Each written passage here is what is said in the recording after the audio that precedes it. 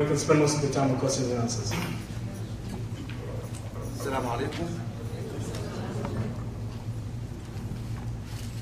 Greeting to everybody. Bismillahir Rahmanir Rahim. I'm very glad to be here with this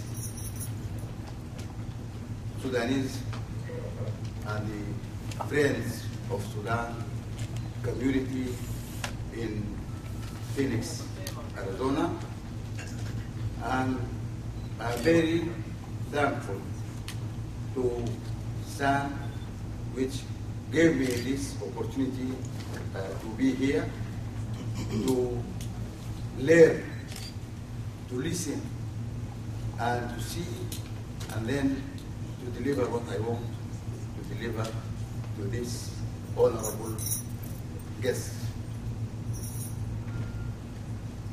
The 10 minutes are so short, so I speak in a nutshell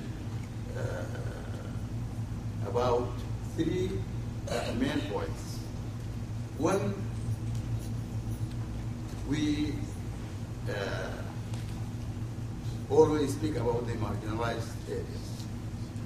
And when we speak about the marginalized areas, we think that those areas were the South, Darfur, and the other areas are not marginalized.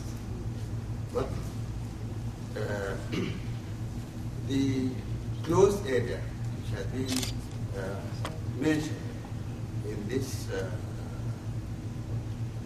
slide, which being ordered in 1922, includes many areas beside Darfur and beside the South. I myself came from a marginalized area. The closed area includes Kordofan, southern Kordofan, includes southern White Nile and Blue Nile, and some south of Darfur and the South.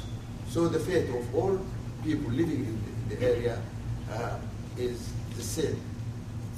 No education, no services, no developments, and so. But after this is during the colonial period. So when we speak about the marginalization and the marginalized people, we have to speak about the majority of Sudanese now living in their states, or even live in Khartoum area and around the big cities.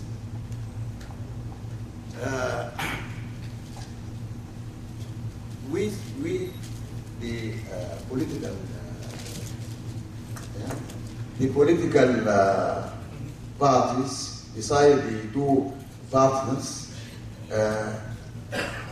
supported the CPA because it stopped war, and all Sudanese people hoping that after stopping war, they can obtain peace, sustain peace, and solve many complicated Sudanese problems.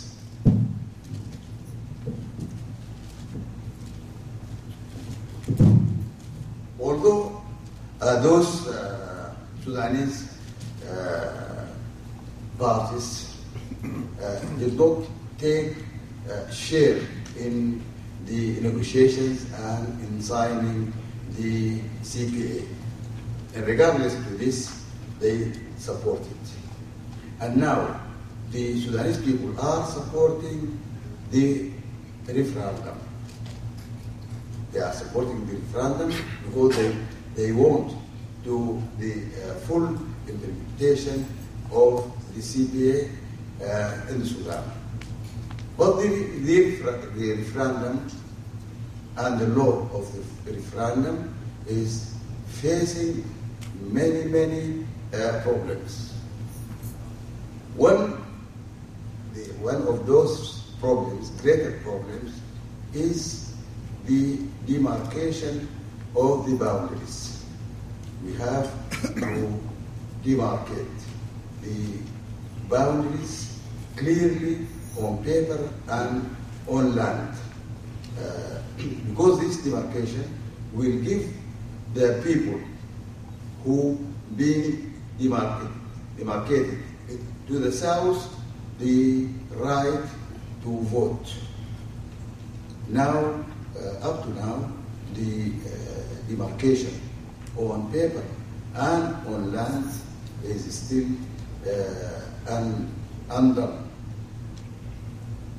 Two, which another problem facing the referendum is definition of the people of the South.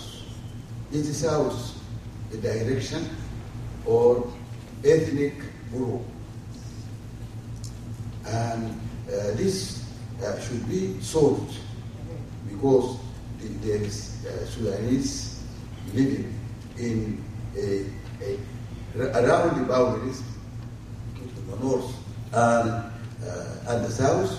Those people, especially the people of the areas of Damas, extending from Lake Umdafog to the west up to Kurmuk in the east. Those group of people, mostly nomads, living in this area for centuries, having the journey to the south and to the north, and living in these areas.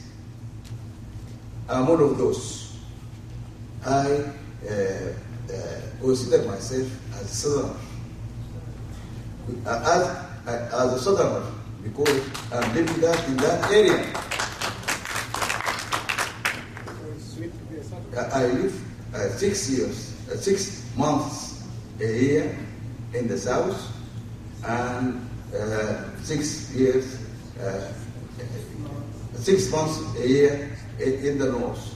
So when the partners or the government demarcated the boundaries, they should see the people who live there.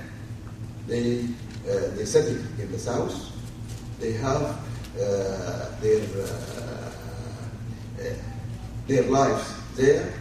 The people in this area mixed in the marriage. They share everything. They share resources.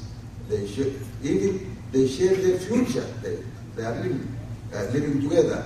So the clear demarcation and giving those people the right to vote in the referendum to determine their self-determination, I think it's a right.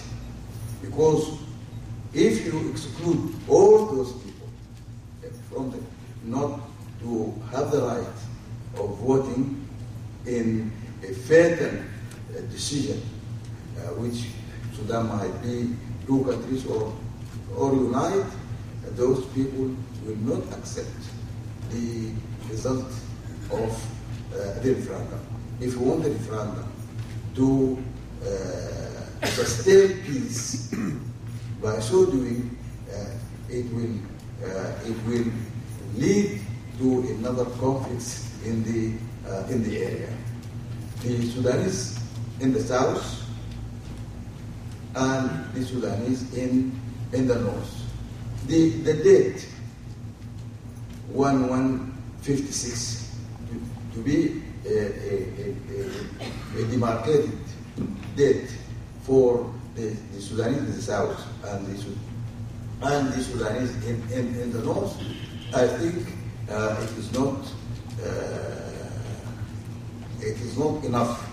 If I'm born in 1950 in the north and I am from the south, can I have the right to vote in this referendum?